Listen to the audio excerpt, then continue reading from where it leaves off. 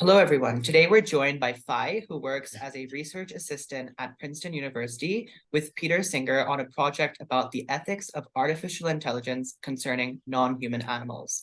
He has made the case for why there is a dire need to look at the moral implications of artificial intelligence.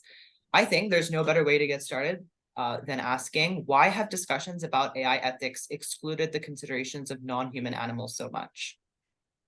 Good question. I also want to know the answer, but I'm not so sure. I have some guesses about why this might be the case. I'm not sure those informed guesses, but I'll just throw them out and see if you agree with them.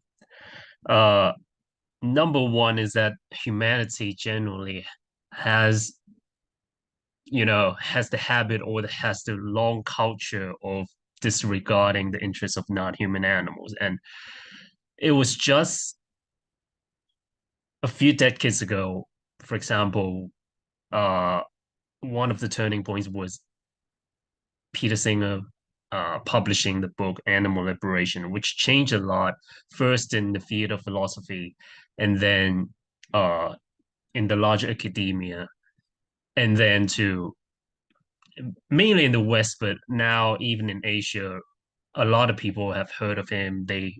When people take courses like practical ethics, they have to learn about Peter Singer and his book Animal Liberation.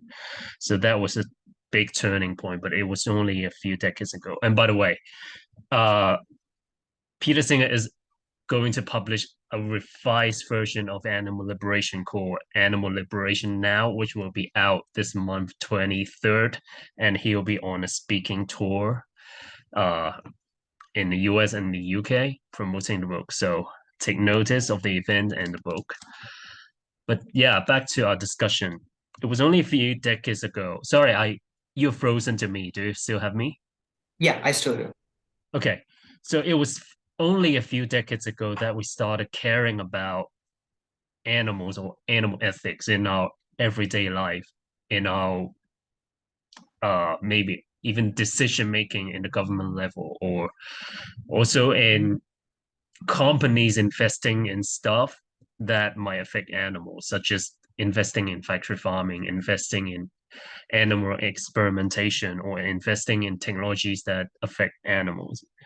But yeah, people only started to know that some people are interested in the issue of animal ethics only a few decades ago. So, from a very long history perspective, animal ethics is only in its infancy compared to other fields of philosophy, including other ethical issues discussed in philosophy.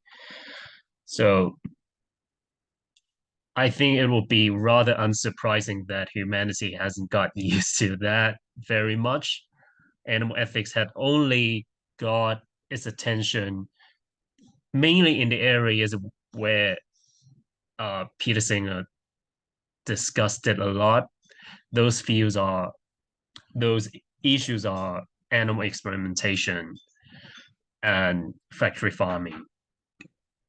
But besides these issues, it's not natural for people to think of the non-human animals. So I think it's actually quite unsurprising that AI ethics doesn't include animals so far.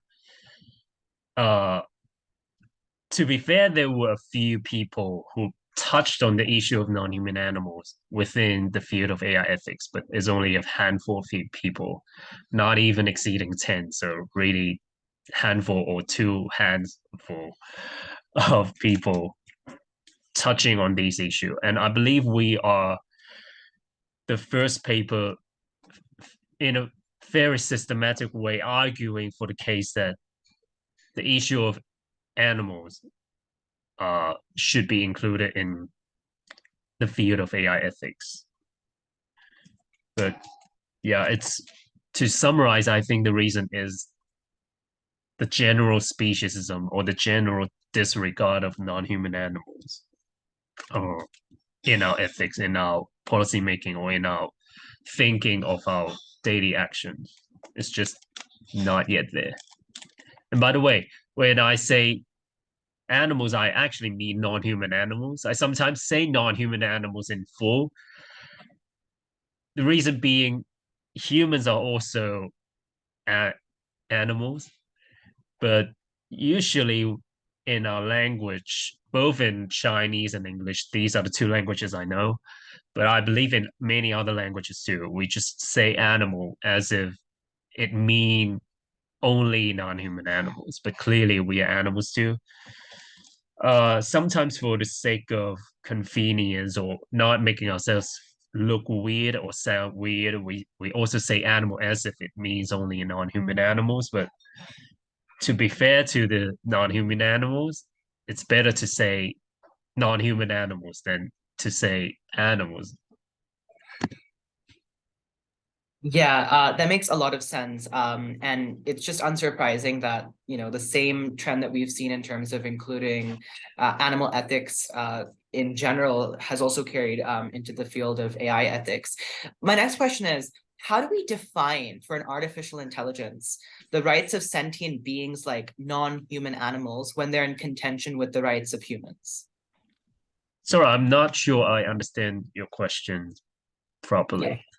Yeah, so my question is, when the rights of non-human animals are in contention with the rights of humans, how do we define the rights of non-human animals for an artificial intelligence to understand? Okay,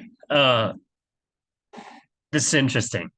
So my first response is that I'm actually roughly a utilitarian. I wouldn't say I'm entirely an utilitarian. I'm mostly a utilitarian due to reason of uh more uncertainty. More uncertainty, you can Google the word if you don't know it. It's a rather novel philosophical idea that we shouldn't be sold to only one moral theory, but we should be rather uncertain about the moral theories that might make certain level of sense, but we assign some credence to some of them.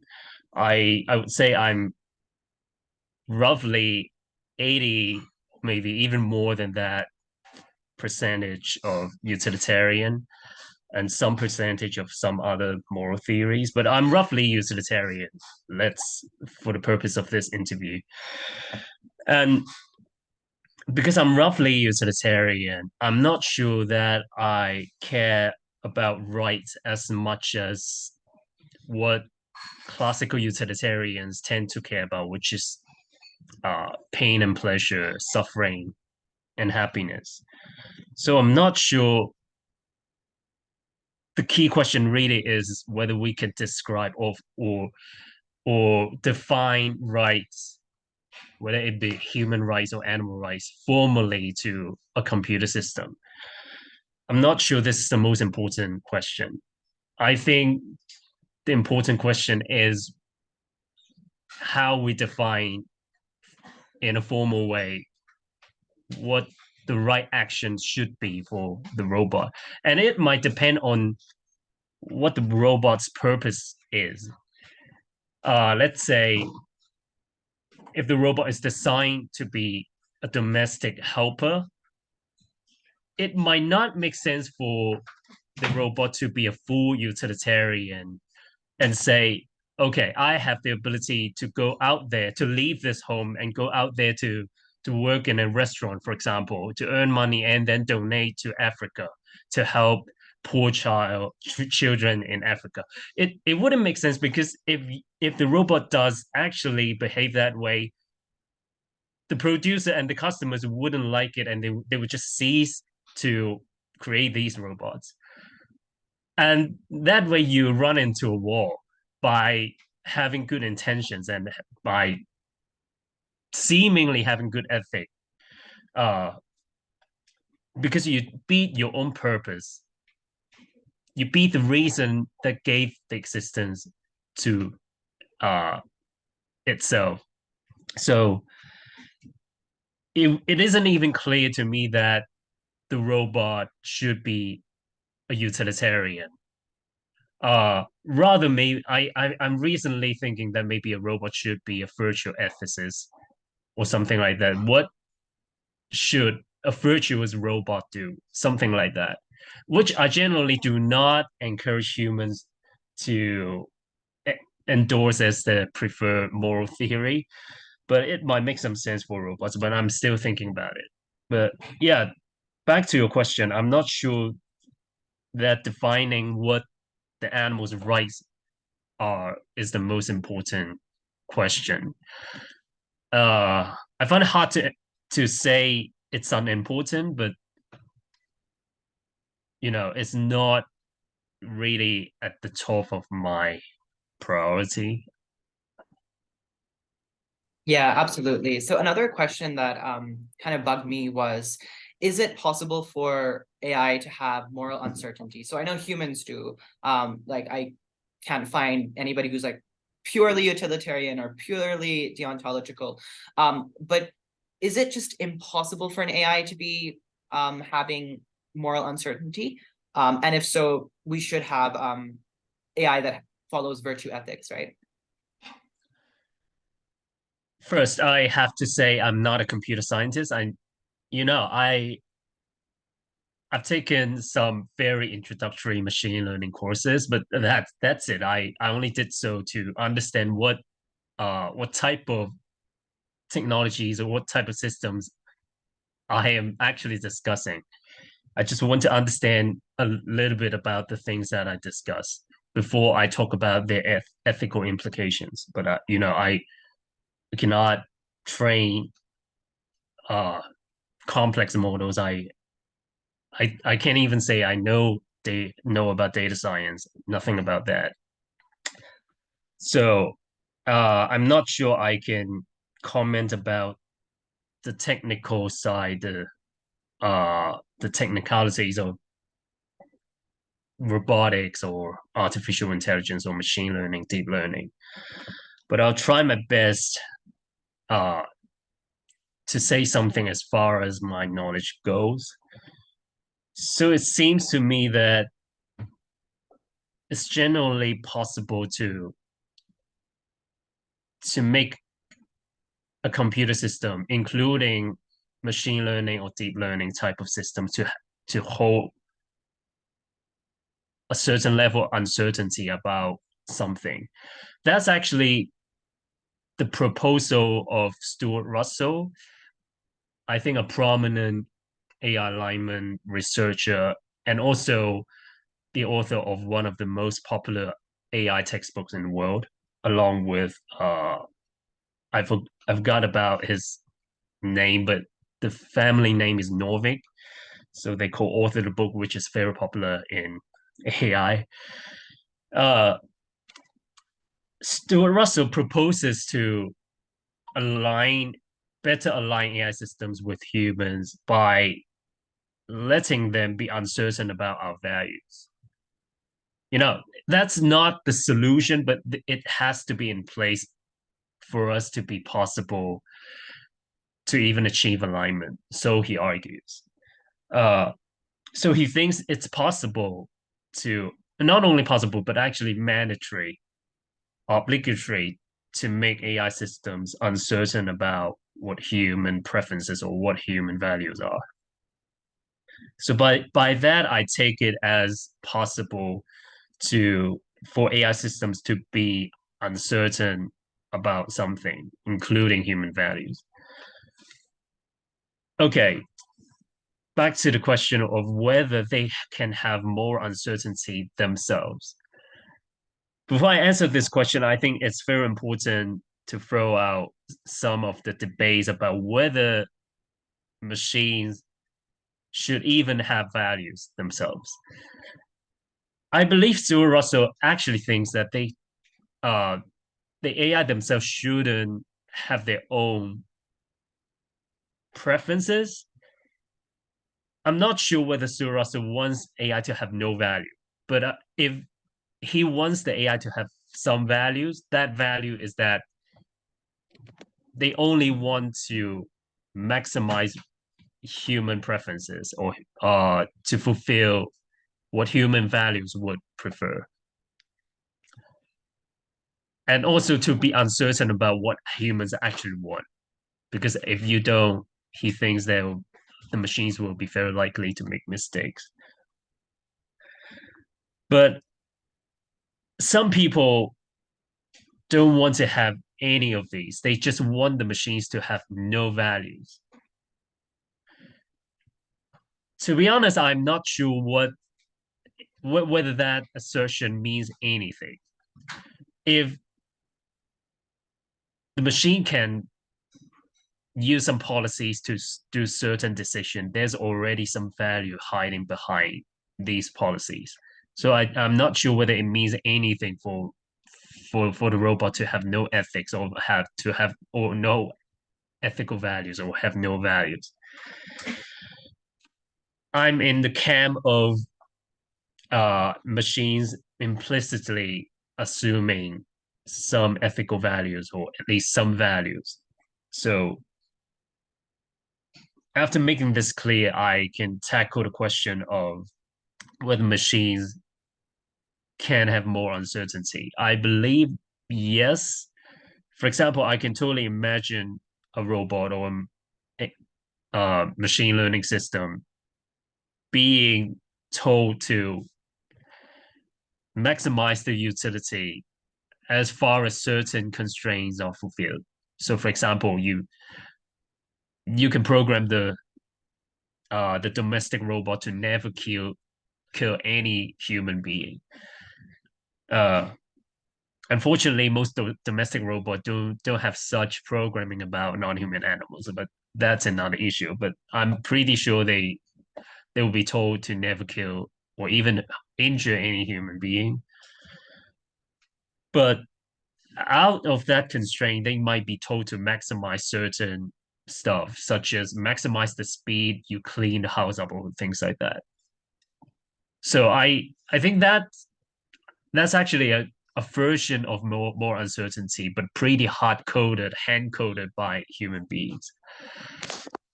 But hand coded it is, I think, is still a version of more uncertainty being encoded into the machine.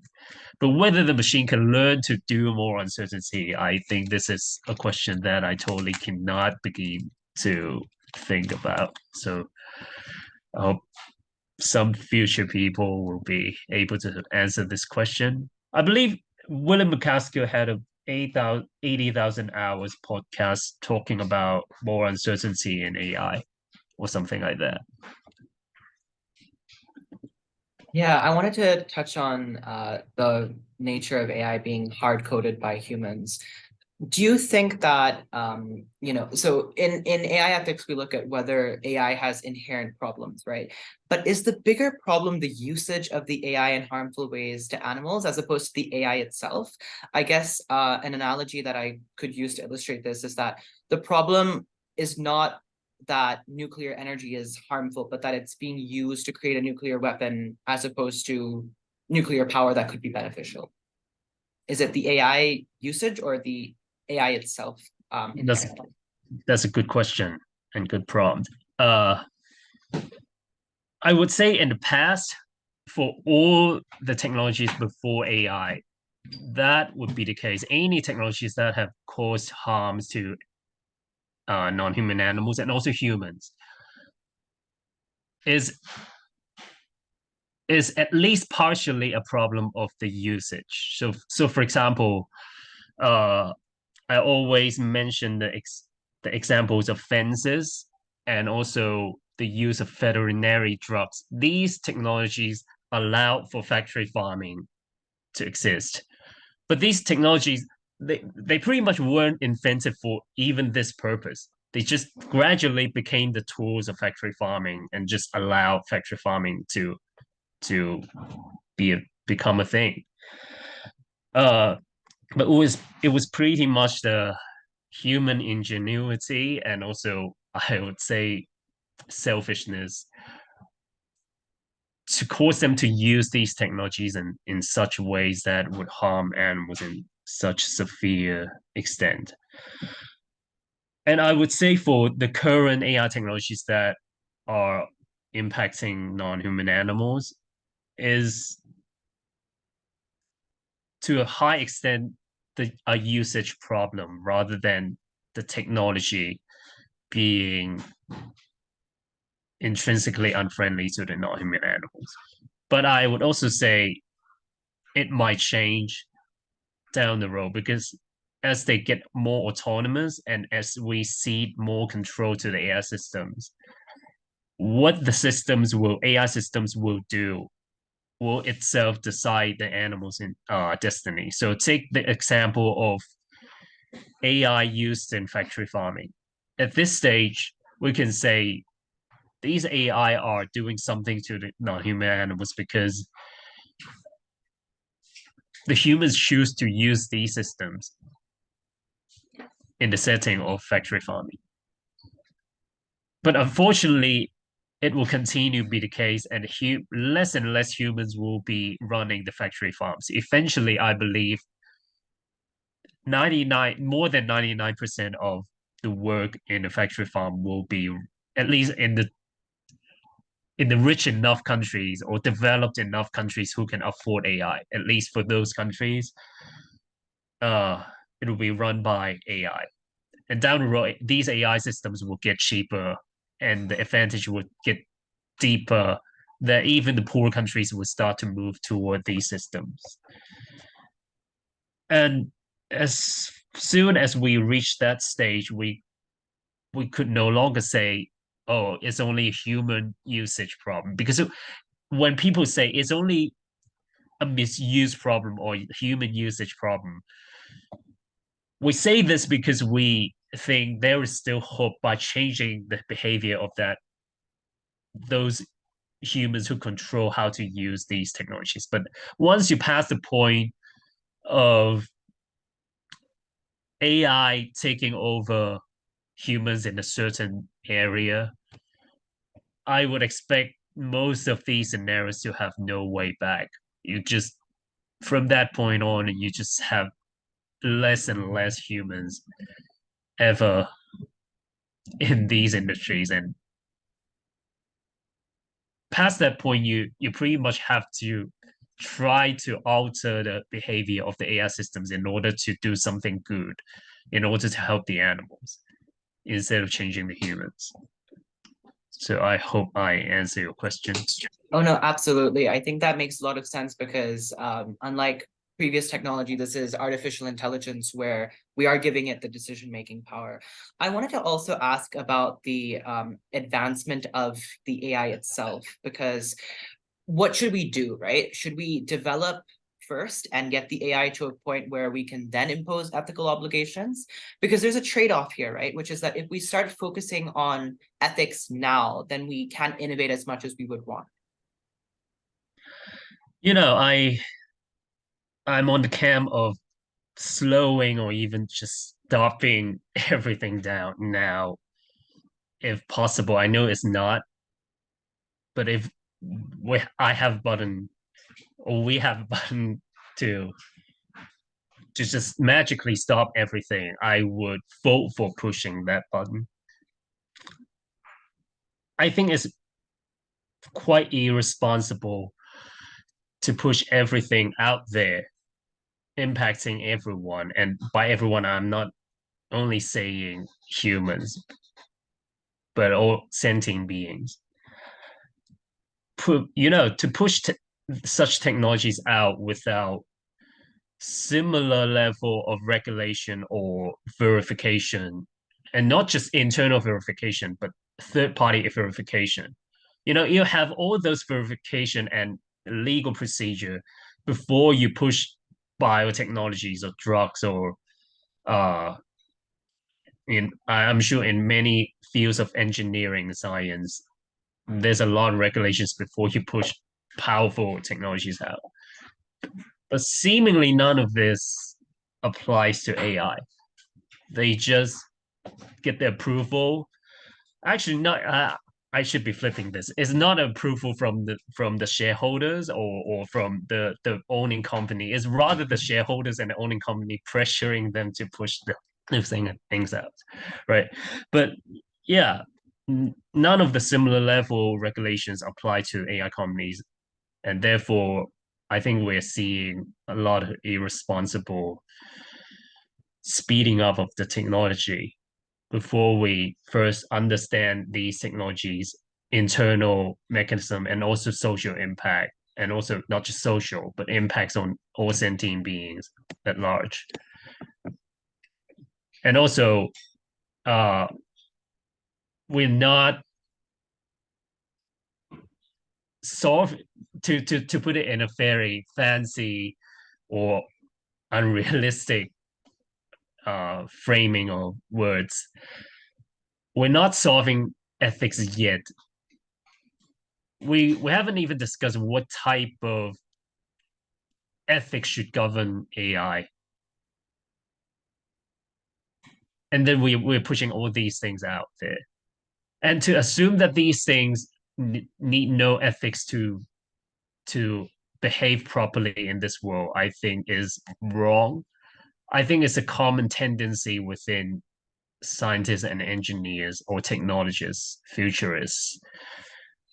But I tend to think it is wrong. We have to solve ethics, so-called solve ethics.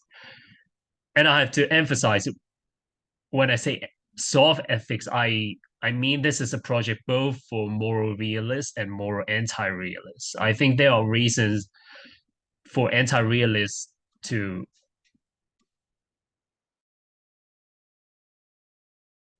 sort of tackle ethics in uh in a sense that matters to the world and what matters to them. I cannot fully explain why my arguments why I hold this position, but uh yeah, I think even for more anti-realists, they have to spend time to tackle ethics. So, for example, why moral anti-realism is true is also a question of meta ethics, which is something you need to solve. And how certain you are about these views are questions that are relevant to the AI. Like, so for example, would you like the AI to be, or the AGI even, to be a moral anti-realist or a moral realist? And these are questions that relate to how AI will impact this world and how AI will behave. But these are things that are totally unsolved. And certainly more AI alignment, before you talk about incorporating ethics or the thinking of ethics into AI, how do you even make sure that the AI is interested at all in the things that humans are interested in? We're not solving these, but we're just pushing all the technologies out there, right? So I think these are irresponsible actions. Yeah, absolutely. And I think another issue with the bottom-up approach is that when you develop the AI first, and then you try to scramble to, apply whatever ethical framework you somehow get to, you're also waiting for the harm to be done and then giving feedback. So why not try to prevent that from happening in the first place by slowing down the growth of AI and figuring out, what AI should do in a way that's beneficial for non-human animals. My question now, I think this would be a bit more difficult to answer, is I know that AI has the potential to make factory farming more efficient and worse for farmed animals, but it also has the ability to detect which wild animals we can euthanize in the case of a wildfire, to reduce suffering, or tell us what an animal finds painful in the way humans can't. Do you think that the advancement of AI is a net harm or a net good for animal welfare? I'm surprised that you raise specific examples of AI benefiting or harming animals, such as the AI detecting a wild animal that suffer from a wildfire and have no chance of surviving. Presumably, the drone can identify such animals and then euthanize them, which might be a good. I think these are the potential good things that AI can do for the animals. Uh, and spare me by switching between non-human animals and animals sometimes. Maybe from this point, spare me for being tedious and saying non-human animals always. I'll try that. But yeah, I was a little bit surprised that you raised these specific examples. These are good thinking. I'm also thinking about these examples of using AI to do good for the non-human animals. But I'm afraid that these good good uses or good impacts on non-human animals are not enough to undo the large potential harms of the seemingly like very quickly coming strong AI systems that will decide the lives of more and more non-human animals down the road, including wild animals and not just farmed animals. And look at I mean, even if we succeed in human AI alignment, making AI align with humans, look at the current version of human values on average that the AI alignment researchers might be interested in aligning with. If they succeed in that project, good news to humanity. But I think it would be bad news or not so good news for the non-human animals because the resulting AI systems might be happy to have more factory farms, just run factory farms more efficiently, or they will decide that, okay, for all of history, humans are pretty happy. I'm pretending to be the AI. I could be like, okay, I can observe that humans are very interested in talking about biodiversity or conservation and stuff like that. But I also, at the same time, realize that they are not, they're just verbally saying those things, maybe investing a little bit in academia or advocacy, working on those things a little bit. But most of what I see is that they are very, very willing to destroy a large area of forest or a large area of ocean for the benefit of having more land or exploiting that ocean area as a military base or to to fish or to overfish that area or stuff like that or to build buildings, right? And the AI observing these values will, unless the AI are interested in improving humanity's values or their own values to be morally superior to humans, unless they are interested in that, I can see the AI being more terrible exploiters of non-human animals than humans because they are just more powerful. They can find more ways to exploit the non-human animals, right? I actually have a current example of AI systems potentially doing that. Uh, in factory farming, people need to do selective breeding to select for the faster growers, for the faster egg producers. From 50 eggs a year, we're reaching to the point of 365 at least in many countries, or in the developing countries, at least 300. I think some might be aiming for 400 or more milk or just better disease resilience, as they claim, or low fatality rate, all sorts of things that might increase their profit. But these things, a lot of times, these traits a lot of times hurt animal welfare, especially for the fast growing or the fast egg laying type of traits. They tend to harm the animals a lot by growing so fast that they cannot support their own weight, or they are laying so many eggs that they lack calcium, or similar for dairy, for milk. And these are resulting from the selective breeding processes because they're not breeding for natural welfare, not breeding the animals to naturally to be happier or to be healthier. Actually, they select for health too, but only for only for the part of the health that will affect the profit, mainly the fatality. Outside of that, they're not interested in health. And then what does AI do now? AI automates the process now. It's not yet very successful, but I think it will get there. We can certainly see with language models from something that is not really that useful and interesting to something extremely interesting or even shocking.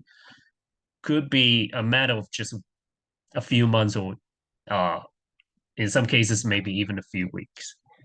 So I think we should expect that in the future, AI to be able to do selective breeding a lot better than humans. And this is an example of AI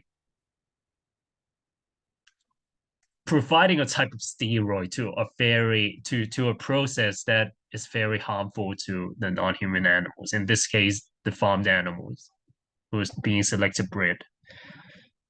And I think we should expect to see a lot more examples like this in the future as AI take over, you know, more and more human control industries or actions that might harm non-human animals. And I have to say, the majority of human actions harm non-human animals rather than help them. To help them, you pretty much have to be very, you know, you have to be very focused on actually helping them, finding ways that will robustly, scientifically proven to help them. It takes a lot of work, but to harm them is very easy. You just go carefree and maximize your own purpose, your own objective. Then, boom, you get the result of harming some non-human animals, which is true for even our everyday life. As someone who mostly identify as uh I wouldn't say vegan nowadays so much, but at least plant-based and you I don't use stuff that I try not to use stuff that harms animals and not just food. But like as I walk, I kill insects. I don't actively go against them anymore. I don't hit mosquitoes anymore. Uh, but it's impossible to not kill insects. And I believe I have not done enough to reduce the number of insects that I kill as I walk or as I do things. But you know, uh, that is so ingrained in our culture and life. And when it comes to small animals that like insects, it's also a practical problem whether we can eliminate this kind of harm. But yeah, we the reality of the world is that it's very easy to harm animals. But I would say because humans don't care too much about our harms to an animals, these values will be learned by the AI systems. And I'm afraid the AI systems will be more powerful non-human animal exploiters down the road. Yeah, and I think that a lot of this is just true when the interests of humans and non-human animals is divergent. But I have a question about whether we should see factory farming as a long-term or a short-term issue. So this moves on to the next section of the interview.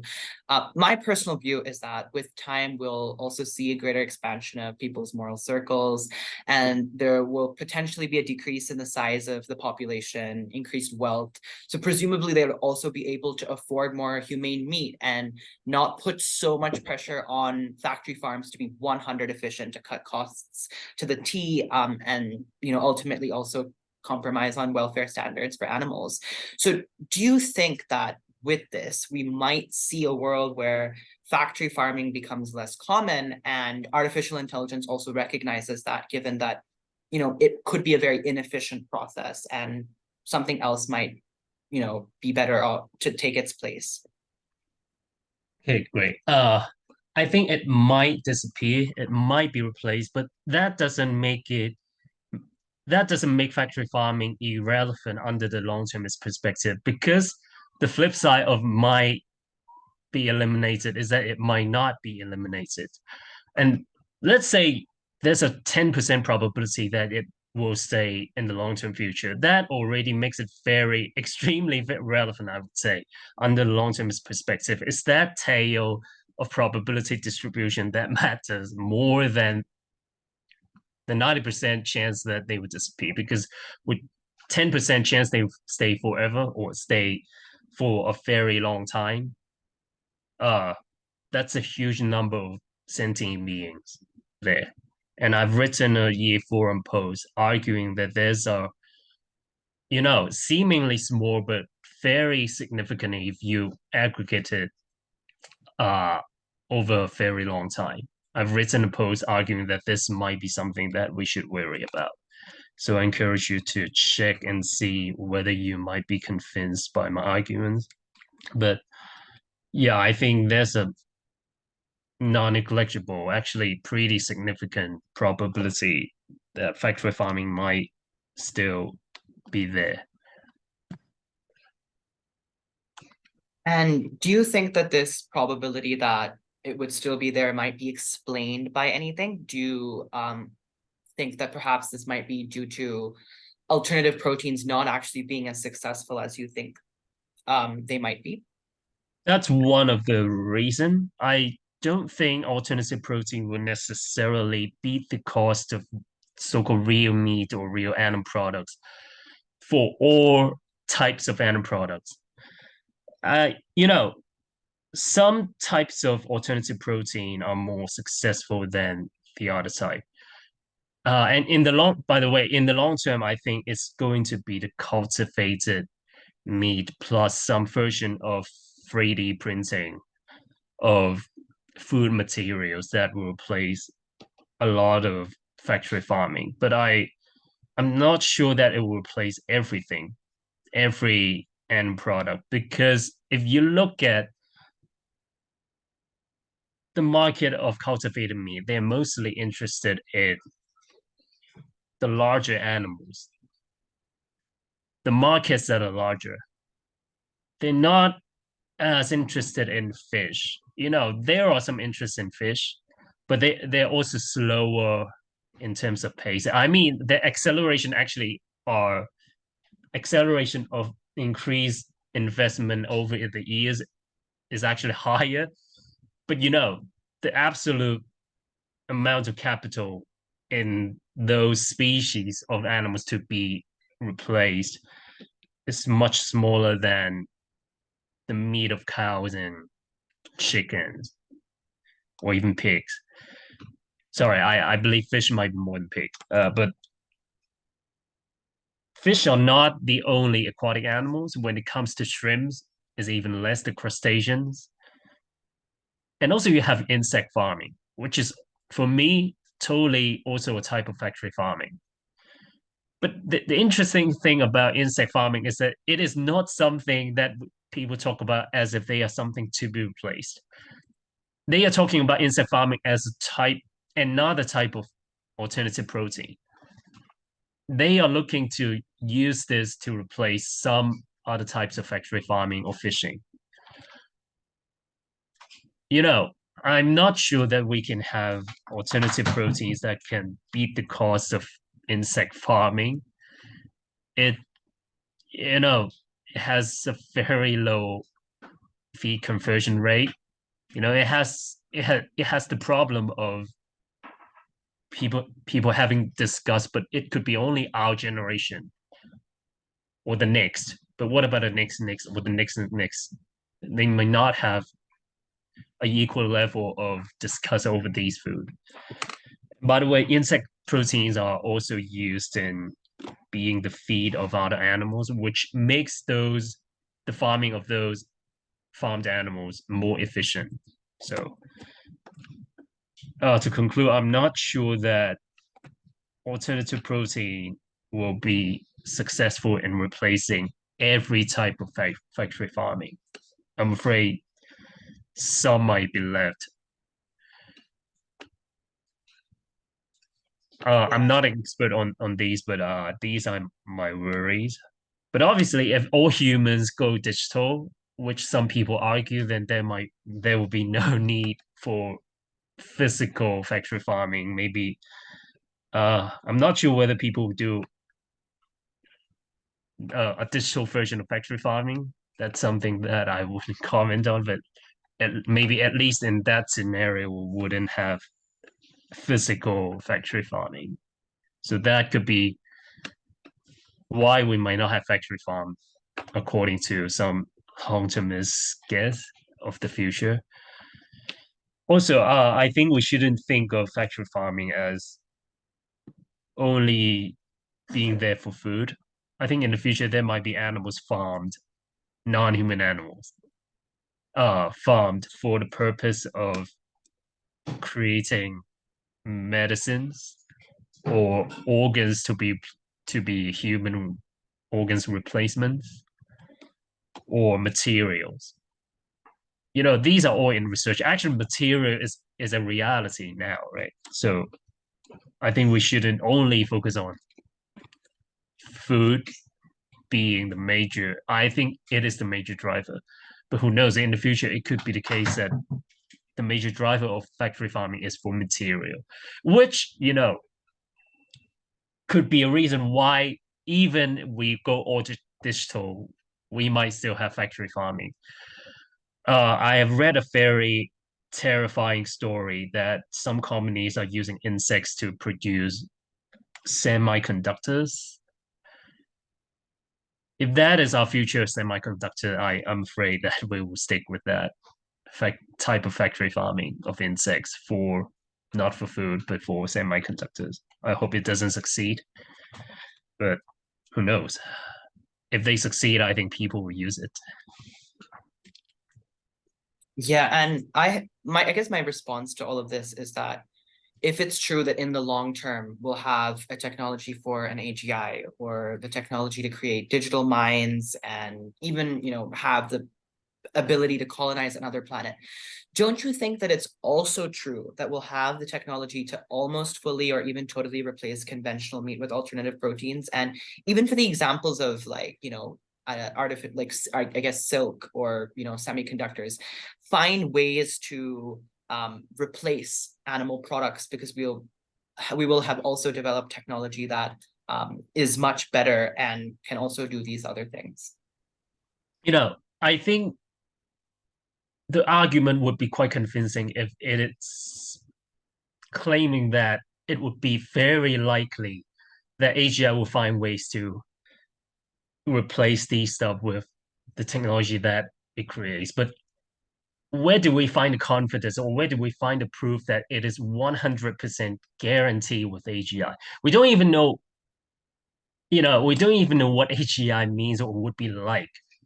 So that's the first thing we're not sure what we're talking about. The second thing we're not sure we're talking about is like the mechanism that or the technology that will allow uh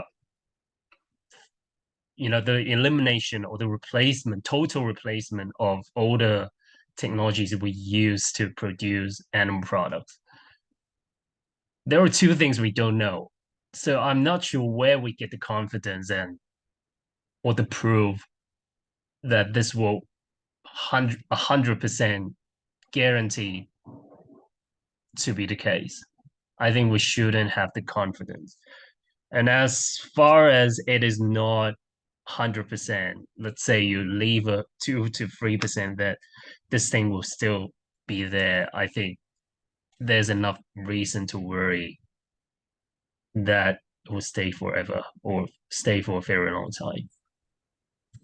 Yeah, and I think that even 2 to 3% is pretty big and still important, and that is why we need to be working on this issue.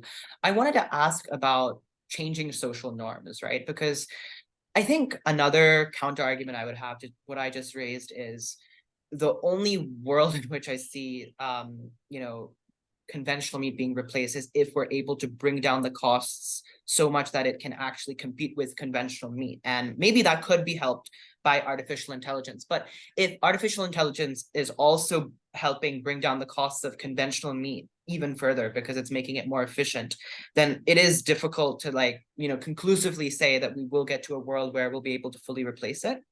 And so in that world, do you think that it's not enough for us to just argue that we'll get to a world where costs are low, but also a world in which social norms are such that people shouldn't eat meat? Sorry, I think I got all the points you just said, but I'm not sure which part is your question. Yeah, so my question is it important to also change social norms with this? Or is it enough to say we should just focus on trying to replace conventional meat with artificial proteins? I think we should put a lot of focus on changing social norms. Uh, I used to be a believer that changing people's behavior first might also influence the the values later. So, for example, when you first get someone to go plant-based for health or environmental reasons, they might, and it's rather true for quite a lot of people. They do get more animal friendly down the road, at least most of them.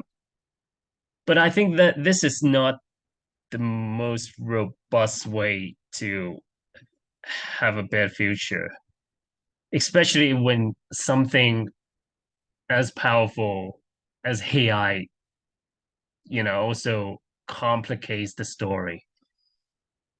These AI will learn our values, both our current values and how our values change over time. And these will affect how AI systems behave, regardless of whether they are aligned with us entirely.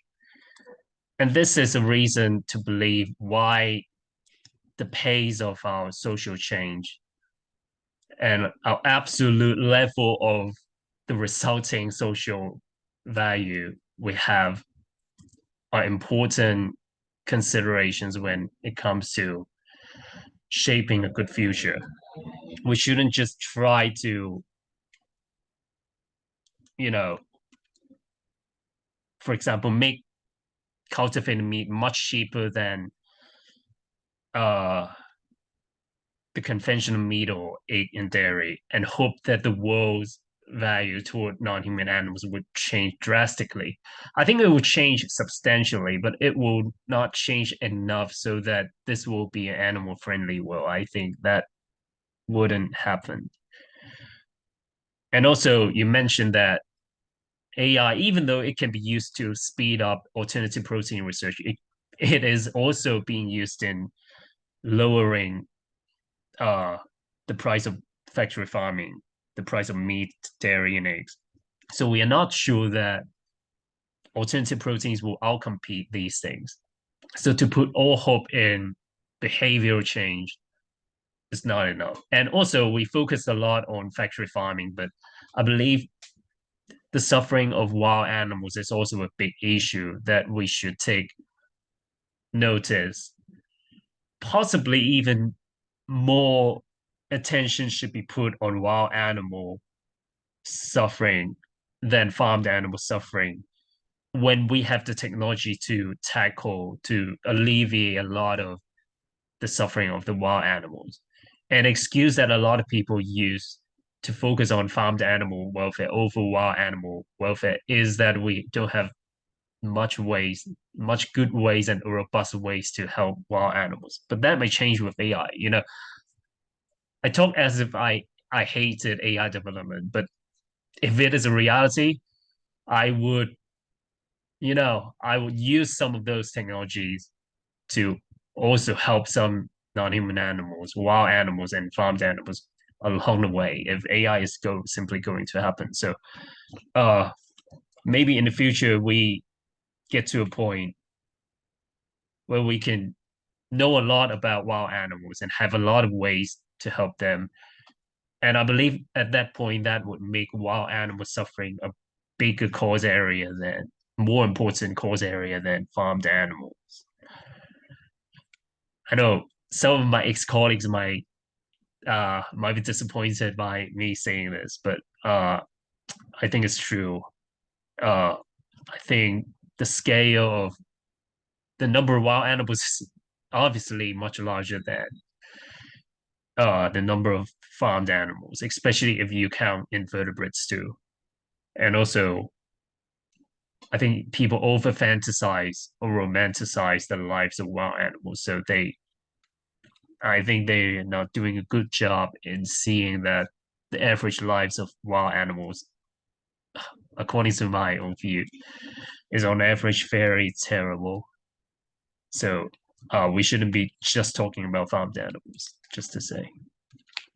Yeah, absolutely. I do think that there should be a lot of focus on wild animals, and I think I personally believe that wild animal welfare is one of those long-termist issues. I think there's a lot of debate about whether farmed animal welfare is, given that many people say that factory farming may be replaced. But I just think in general there is consensus that wild animals may exist into the long term as well. And if an AI decides to like, engage in more, conservationism or different things that might just perpetuate their suffering, that would be a really, really bad world. And to just, briefly conclude on our point regarding factory farming, I think that both making sure that we change social norms, but also having that, AI, if it all develops to bring down costs, is important, because it's so much easier to convince people that they should switch to alternative proteins when that shift is so easy, right? Where they can't make an excuse and say that it's too expensive, or that I'm just used to conventional meat. And when that trade-off becomes so much easier for them to make, that is when it's easier to push that moral impetus on them.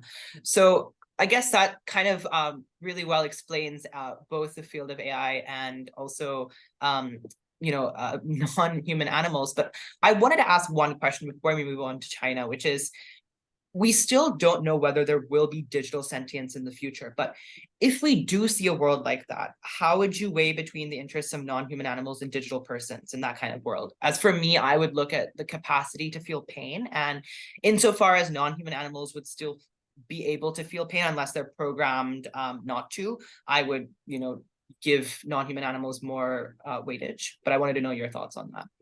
This is getting philosophical. That's a good one. That's an important one that we should consider.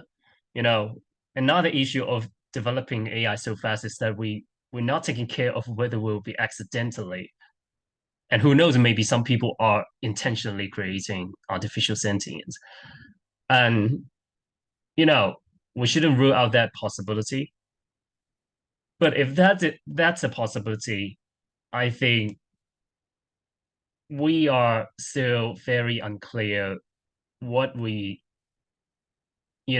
we mean by that artificial sentience. So a first philosophical question, I believe, is that we're not even sure how to deal with minds that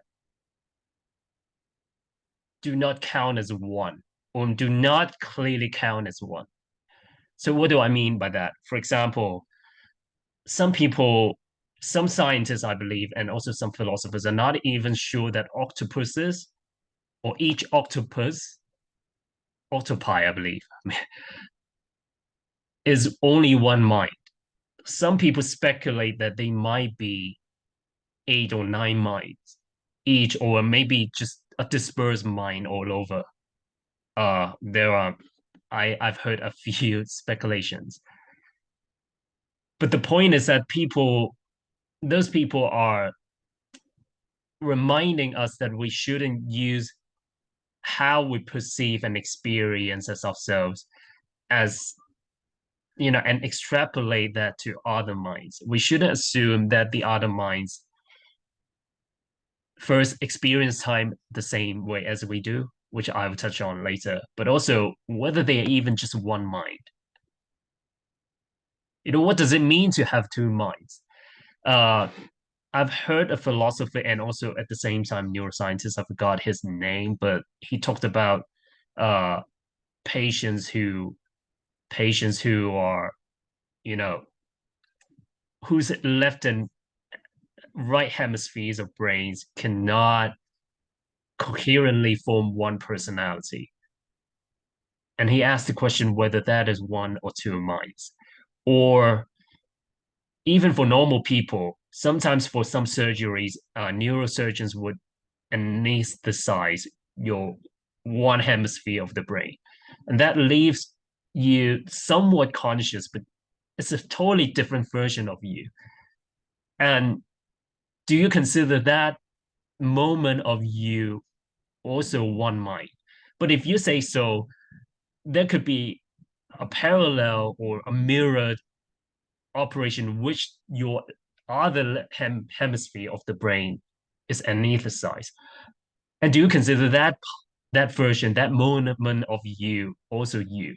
But if you say yes, why would you become one you, one coherent you when you have both sides of the brains back? You know, those are philosophical questions that I think I cannot tackle.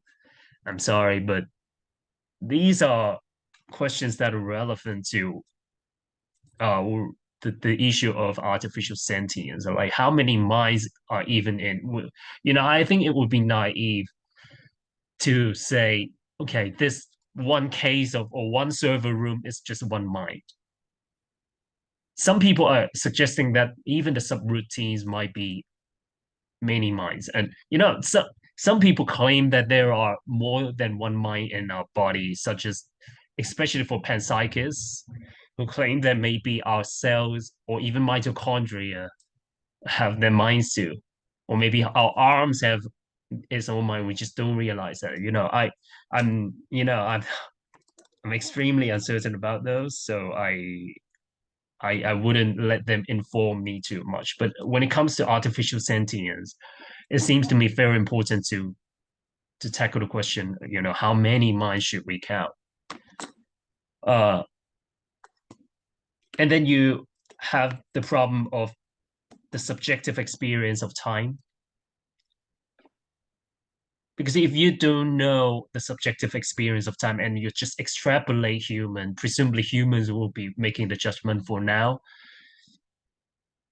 If we extrapolate our time experience, which might differ from human, by the way, but let's say we take the average, if that we can know the average, we extrapolate that to artificial sentience, it would be very dangerous because they will likely run faster than we do. And if we just assume our subjective experience of time, we might be hugely underestimating their moral importance. But also, what if we accept that they are running faster than we do? And we are kind of forced to conclude that we suddenly become extremely unimportant in this universe. They are they kind of moral not sorry, not moral monster, but the utility monster. It used to be a thought experiment by Robert Nozick, uh, but it might not be anymore.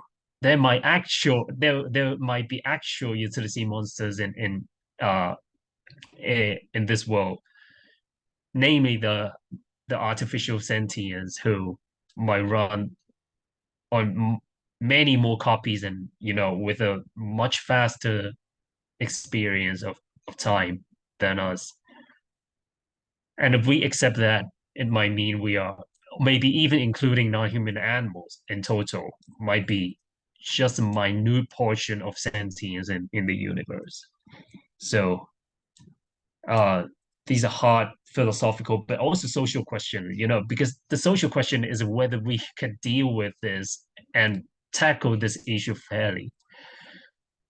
Because if you look at the example of the history of animal ethics, some people do realize that the number of non-human animals far outnumber the number of uh, humans, especially if you include wild animals.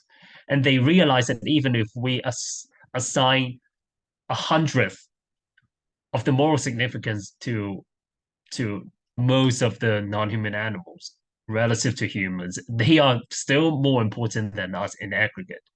Some people do realize this problem and kind of use it as a reductio absurdum that we should reject that non-human animals have moral significance. Maybe we will do that again to the digital sentience. You know, this time not only the numbers will be higher, but seemingly the moral importance will be even higher than humans. So there's a social science question of how we deal with this and whether we'll deal with this correctly. Maybe we'll not. But yeah, a lot of interesting topics to talk about, which, to be honest, I only heard of these topics, but never thought deeply into these issues. I hope I brought up some keywords so that you can search on Google or topics that can invite you to start thinking about this.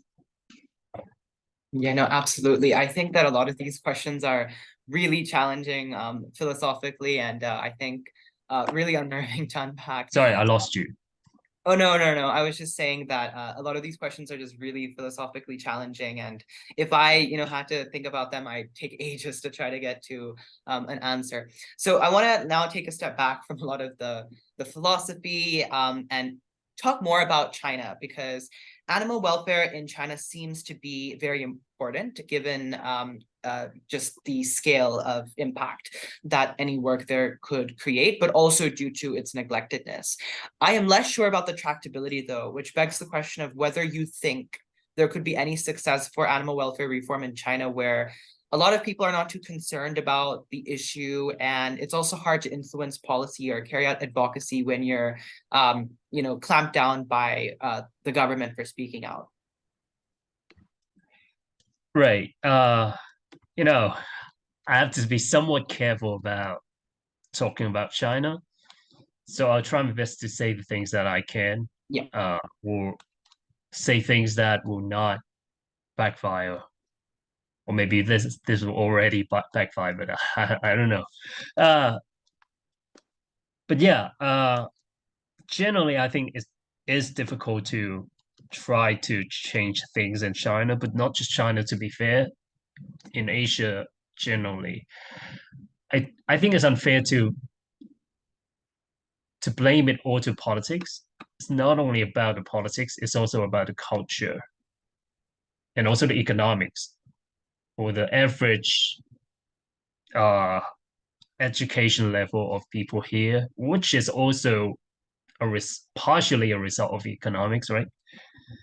So it's a mixture of a lot of factors, which makes it hard in China and also in Asia generally. I live in Hong Kong. In a lot of ways, we share, some people are going to complain about this. And I do think there's a striking difference in some areas between the culture of Hong Kong and China. But in a lot of ways, we are similar. And I would say the consumption of animals is one of them. It's not like animal advocacy in Hong Kong is easy. The political environment, at least a few years ago, was quite friendly for us to do a lot of things here, but the cultural environment is not. So even without the politics, I would say the work in China would have been,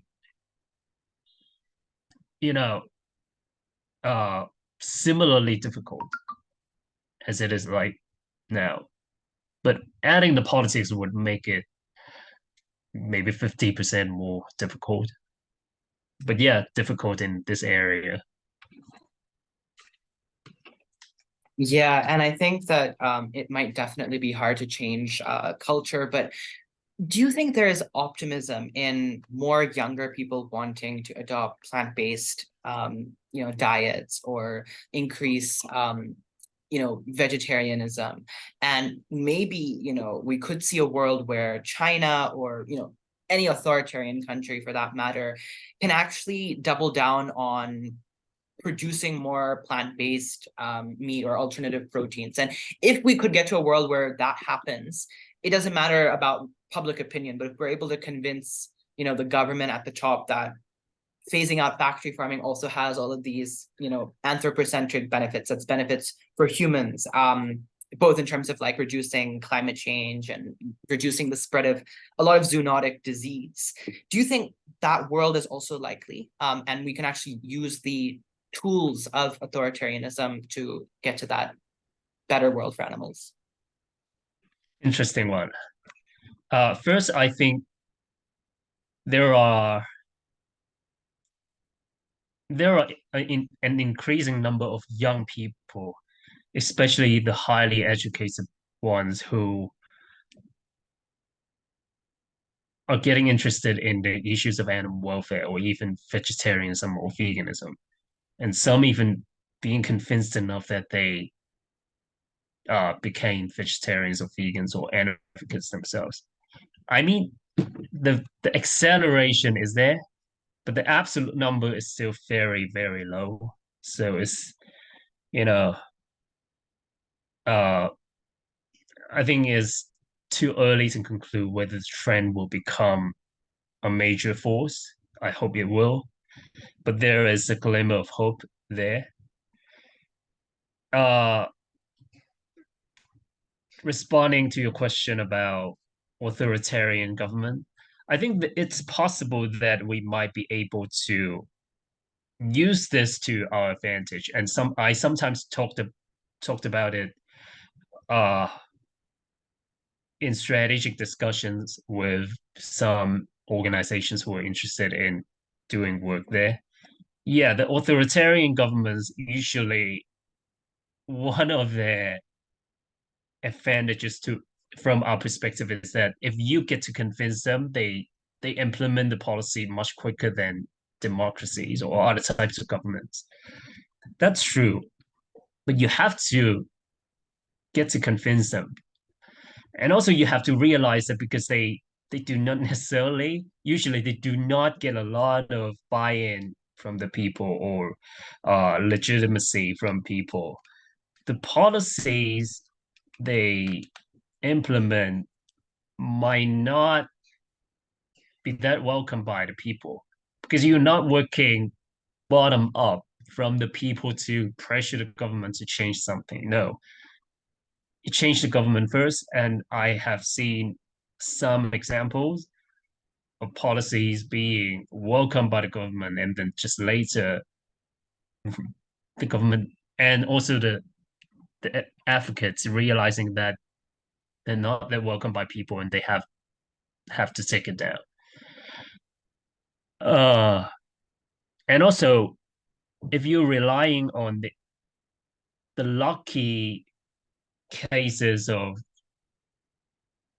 having someone in place that you can happen to convince, meaning that that person might have a certain maybe low level of alignment with us already.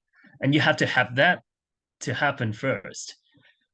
But it can totally be the reverse case. You can have someone who, after listening to, or you have to say, just do the reverse because they can think, oh, this is a threat to this country, and I just want to kill it in the basket or something like that.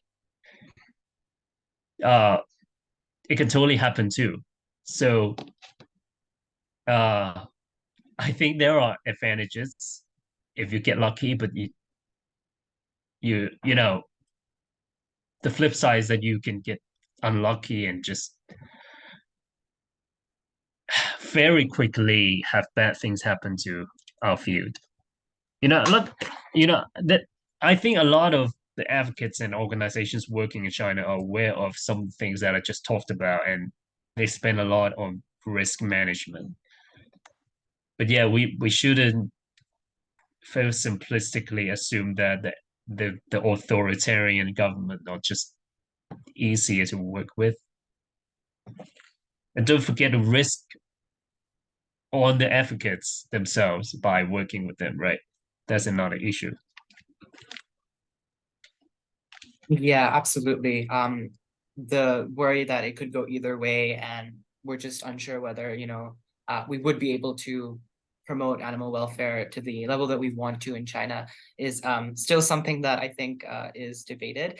I want to now move on to. Sorry, can I add something to, Oh yeah, you know, absolutely. and also even in cases where you can seemingly enjoy some advantages, let's say the government has a certain level of buy-in with the idea, they always change your narrative, change your story, change your framing from a little bit sometimes to maybe just 70% of your stuff.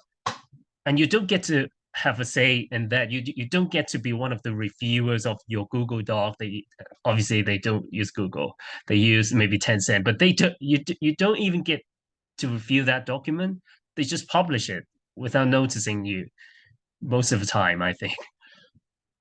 And yeah, that's that's pretty much like setting up a trap for yourself sometimes. Maybe not just sometimes, a lot of times. So I think, especially talking to advocates who are thinking about coming to China or organizations thinking about coming to China, I think this is something that you would like to take notice of. Even if during the discussion with an official, things seem to go well, you know, be mentally prepared that the published version, the version in words that you get to see from your collaboration will not be something that you will be 100% happy with. Yeah, tractability does seem to be a big issue. I want to talk a little bit about you, and my first question is, what got you started working in animal welfare? You worked in Mercy for Animals, and now you're doing phenomenal work with Peter Singer. So, what's the journey like? Uh, I just started as a street animal advocate and a vegan, just doing my own part pretty much when I first discovered the issue of farmed animal suffering. Uh, I I looked at some arguments why animals matter, and some that came from Peter Singer. And also, I combined it with thinking, okay, what are we actually doing with the non-human animals? And then I quickly realized people who discuss animal ethics, most of them focus on factory farming, and so I looked at factory farming, and very quickly I realized the things that we do to farmed animals to get our food to satisfy our taste buds are terrible things that you know that makes our enjoyment of the animal products count for nearly nothing, right? So I quickly realized that was an immoral act and left and quit eating. You know, unfortunately I started with some animals first and some animal products first. I very uh regretfully I thought aquatic animals suffer less, have less capacity to suffer. So most aquatic animals I kept eating for uh roughly a year of time. But yeah, after roughly a year, I was full vegan. Uh, and from that point on, I met some other vegans in Hong Kong, and I started to do some animal advocacy, mostly on the street. Things like protest. I did a little bit of fur protests, anti-fur protests too, in Hong Kong. Uh, that was my start of the journey, a first-hand experience meeting other vegans and other animal advocates, sharing thoughts that helped me build my confidence in actually doing this thing outside. I believe I'm an introvert. So in the beginning, I was thinking just doing my own philosophical thinking and just being a vegan is pretty much what I would do, as I thought at that moment. But yeah, I quickly realized I could do more. But a turning point is learning about effective altruism, which immediately clicked with me because I was at that time I was 100% utilitarian, which is weird. I was a utilitarian. I think utilitarianism is the only correct moral theory, only moral theory that should be considered. But I wasn't thinking about doing good effectively, which is weird. But you know, the EA principles, you know, obviously quickly clicked with my utilitarianism, and yeah, I quickly decided that I should be doing my animal advocacy more efficiently. Street protests and leafleting, things like these are not nearly as effective as working at some animal or advocacy organizations. Obviously, I have to choose the more effective ones. Most of them are working on farmed animal advocacy, but also nowadays, I believe a lot of, not a lot, two of the organizations researching the issue of wild animal actually free rethink priorities, wild animal initiative and animal ethics. I believe they're doing good work on researching, not yet doing too much actually in the wild, but researching the issue of wild animal welfare is also an effective way of helping animals future in the future, right?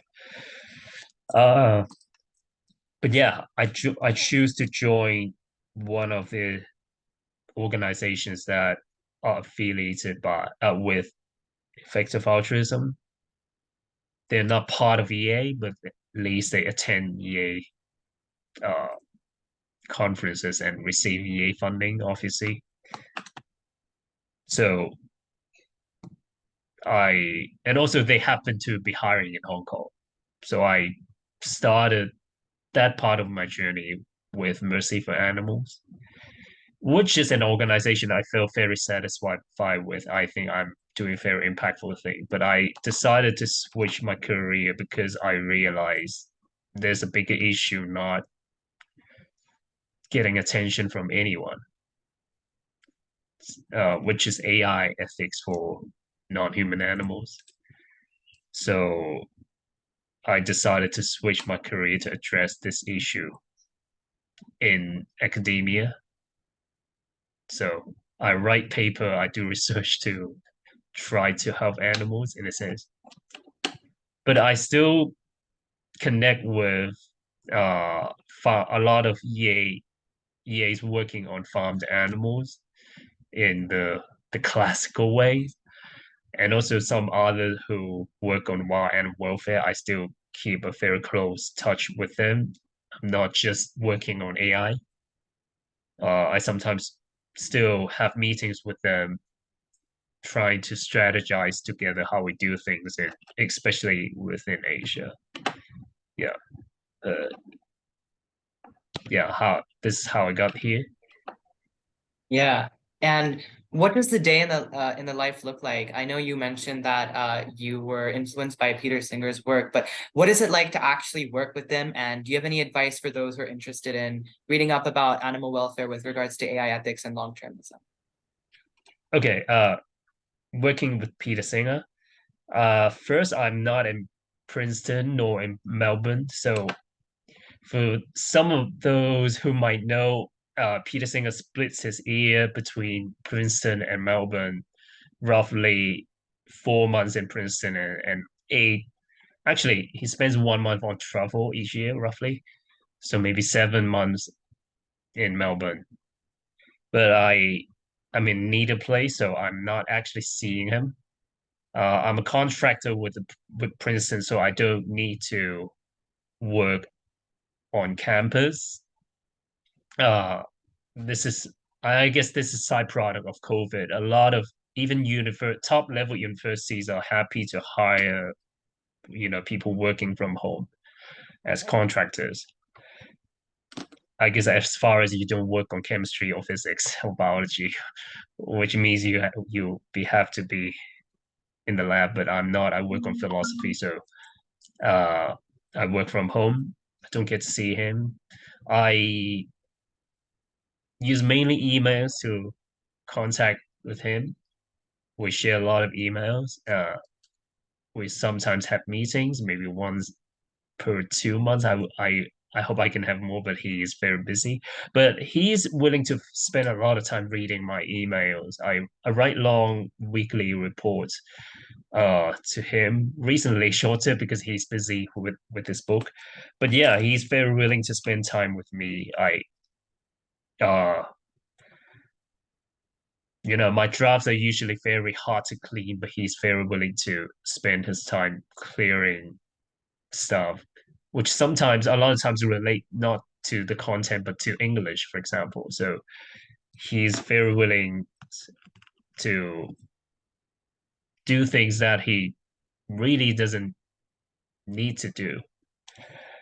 And I met him once. I think he's much more friendly than maybe a lot of people realize. Maybe a lot of times, many people see him as um, not as friendly as they would hope. Is because maybe he's just too busy. He just don't have time to uh, spend as much time as he might be spending with people he work with, like myself. But yeah, you get a chance certain project. He's very friendly and he's very egalitarian. Not I'm speaking of this not in terms of his ethics, but like his attitude or how he interact with people. He's not being arrogant because or like he's not uh using that to pressure people to give him advantage on certain thing or using uh exploitative words in conversations because he's famous or because he's oh no, nothing like that. And he said that's partially because he's Australian, which tends to be more egalitarian. But yeah, I think he feels very egalitarian. He often ask me opinion on certain things, which in the beginning surprised me because he's both the boss, he's both older than and older than myself, and also much more famous than myself, which in an Asian or Chinese setup would usually mean I would never be asked for opinion, and I would use very use a lot of time to just make my emails sound polite. But no, he just told me not to do any of those. And I call him Peter. The first thing that he told me to do as soon as we get confirmed that we will be colleagues is that, fine, you don't call me Professor Singer, you call me Peter. Yeah. Which was a bit surprising as someone who comes from a Chinese background, right? For Chinese speaking people, this is not the thing that your parents or your teachers usually teach you. They usually teach you reverse. So I was surprised to learn that, but that was a very pleasant thing to learn. And yeah, to summarize, very happy to be working with Peter. Yeah, and I know we covered a lot, but do you have any thoughts you'd like to leave us with, stuff you haven't been asked that you wish you were? Not sure about that, but oh, I would like to say I encourage people to think positively about yourself, uh, and not assume that you won't be having a good impact or big impact just because you think maybe you don't have good grades in college or university. My GPA in university was not even free. In the typical four for full mark system, I believe I got 2.9 something. Uh even not even free, which is very low in terms of job seeking, for example, in not just Hong Kong, but also in the US and in the UK, I believe. Right. But this is someone also who got a job, you know, I believe a dream of a job by, working with Peter Singer and doing, I believe pretty meaningful stuff. And I believe I achieved this not because I'm really that smart, but I think I am bold enough to think about stuff that people are not prepared to touch on or to advocate for. Uh, and I was willing to look for new issues that people might not have got their attention on. And by the way, I didn't do that just to seek for a better career. I genuinely thought people in AI are ignoring the issue of non-human animals, and people in animal advocacy ignore the issue of AI. So I genuinely think that was a problem, and I guess I was brave enough to move into a space that no one, you know, thought of touching on. And I was also brave enough to kind of reach out to Peter Singer on such a new idea, which he told me honestly that after first hearing my idea, he wasn't that impressed, but he thought about it for roughly a week, and he told me that he was more convinced than during the meeting we had, uh, that this topic is really important. So I guess I was brave enough to believe in myself and just put this idea to Peter. And regarding how I got got Peter to even open the email, I was using a tactic of not writing directly to him. I used a tactic of getting someone Peter knows, a philosopher in China whom I know, and she forwarded my email to Peter so that Peter noticed it's an email from someone he knows and a pretty important contact of himself. And once he opened the email, there's no way back. He read my idea and kind of it got into his brain. So he agreed to have 30 minutes meeting with me, which I guess was enough for me to convince him, luckily. So be bold, be brave to try new stuff. I'm not saying that this will be a guaranteed success, but there are many ways to do things, and so don't let your uh self-constraint or self-imagined constraint to limit the things that you try more things. And obviously I'm not saying try things even if they fail to succeed, for prove to not succeed. I'm not saying that, but yeah, I think I'm a good example of someone not really that smart, not really getting that good of a track record and still doing something impactful because I've identified the right paths, the right tactic, and right course area. Yeah. Thank you so much for your time, Phi. I really admire your work both as an advocate and an intellectual in the field of animal welfare with groundbreaking ideas. Thank you for all that you do for animals and for joining us today. Thank you. Thank you very much for inviting me.